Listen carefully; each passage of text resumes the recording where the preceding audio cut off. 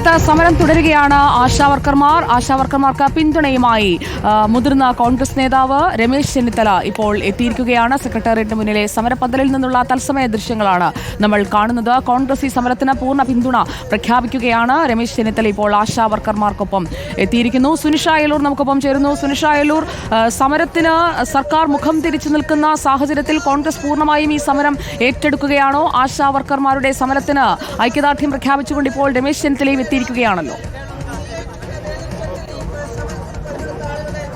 സുജയ, അതെ, അങ്ങനെ തന്നെയാണ്. കാരണം കഴിഞ്ഞ ദിവസം തന്നെ കോൺഗ്രസ് ഈ ആശാവർക്കർമാരുടെ സമരം ഏറ്റെടുത്തിരുന്നു എന്നതാണ്. അതിന്റെ ഭാഗമായി KPCC അധ്യക്ഷൻ K സുധാകരൻ ഈ സമരപന്തലിലെത്തി ഇവർക്ക് ഐക്യദാർഢ്യം പ്രഖ്യാപിച്ചിരുന്നു. അതിന് പിന്നാലെ തന്നെ ഇപ്പോൾ രമേശ് ചെന്നിത്തല ഈ സമരപന്തലിലേക്ക് എത്തിയിരിക്കുകയാണ്. ആശാവർക്കർമാർക്ക് പൂർണ്ണ പിന്തുണ നൽകുകയാണ്. ഈ പറഞ്ഞതുപോലെ തന്നെ ഇവരുടെ ആവശ്യം നിറവേറുന്നതുവരെ ഇവരോടൊപ്പം കോൺഗ്രസും സമരത്തിന്റെ ഭാഗമായി ഉണ്ടാകുമെന്നത് തന്നെയാണ് അറിയിക്കുകയും ചെയ്യുന്നത്. അതിന്റെ ഭാഗമായി തന്നെ ഇവർ പറയുന്ന പ്രധാനപ്പെട്ട കാര്യം ഓണറേറിയം വർദ്ധിപ്പിക്കുക എന്നതാണ്. മറ്റൊന്ന്, വിരമിക്കൽ ആനുകൂല്യങ്ങൾ ലഭിക്കേണ്ടതുണ്ട് എന്നുള്ളതാണ്.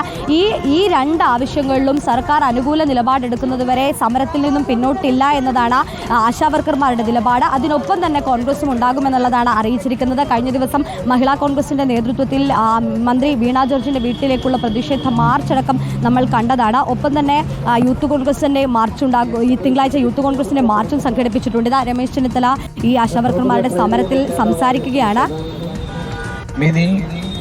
ജില്ലാ കോൺഗ്രസ് കമ്മിറ്റിയുടെ പ്രസിഡന്റും പ്രമുഖ ട്രേഡ് യൂണിയൻ ശ്രീ പാലൂർ രവി, ആശാവർക്കർമാർക്ക് ഐക്യദാർഢ്യം അറിയിച്ചുകൊണ്ട് രമേശ് ചെന്നിത്തല അടക്കമുള്ള നേതാക്കൾ എത്തിയിരിക്കുന്നു സമരപന്തലിൽ. അതിന്റെ തത്സമയ ദൃശ്യമാണ് പ്രേക്ഷകർ കണ്ടത്. സുനിഷയാണ് വിവരങ്ങൾ നൽകിയത്.